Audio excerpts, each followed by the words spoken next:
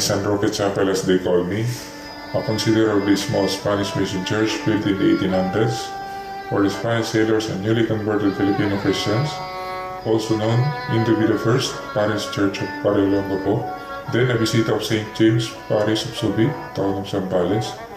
Parish historians recall that in 1905, the statue of my patron San Roque de Montpellier was a gift made in Segovia, Spain, enshrined here.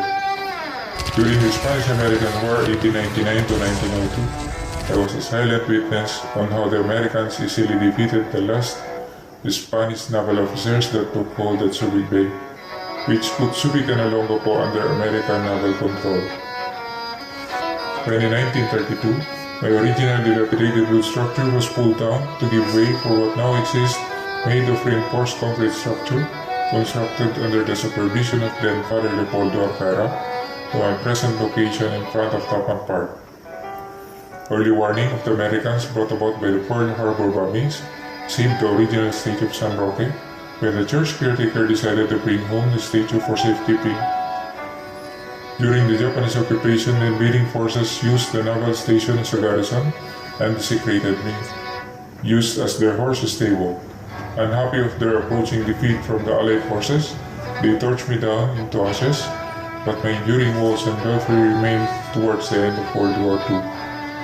In 1945, after the war, I was reconstructed and elevated by then-based Chaplain Lieutenant Walter J. Davis, and with the transfer of the entire Olongapo community to a new site outside the military reservation in 1946. But this time, I became a naval station ecumenical chapel for enlisted personnel stationed in Subic Naval Base. After almost 90 years as an American military facility, a simultaneous turn of events happened when suddenly Subic is turned over to the Philippines after the Philippine Senate rejected the renewal of the 1947 U.S.-Philippine Military Base Agreement. And on June 15, 1991, Mount Pinatubo erupted, destroying almost all base facilities, but I survived the ordeal and its aftermath. A wave of volunteerism initiated by the former mayor of Olongapo City, Richard J. Gordon, turned Subic Naval Base into Subic Bay Freeport Zone and became a rising commercial hub in Southeast Asia. Having its seaport, airport, and a rich historical background, it had become a prime destination for local and foreign tourists alike.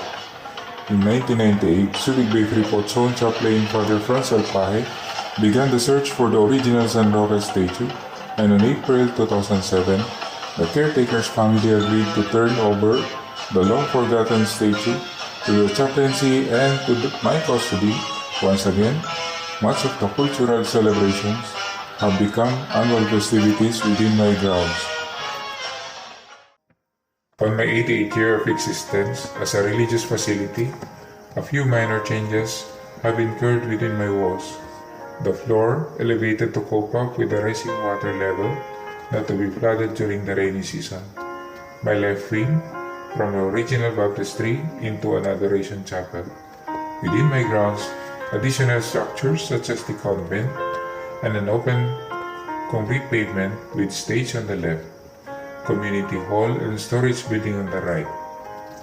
Today, I possess much of the original features in the days when Subic was still a naval station, and as I speak and narrate these countless events of wonderful and horrifying moments that have happened, I bear no marker that could inform you my history, that you might appreciate my role in this very place called Subic Bay.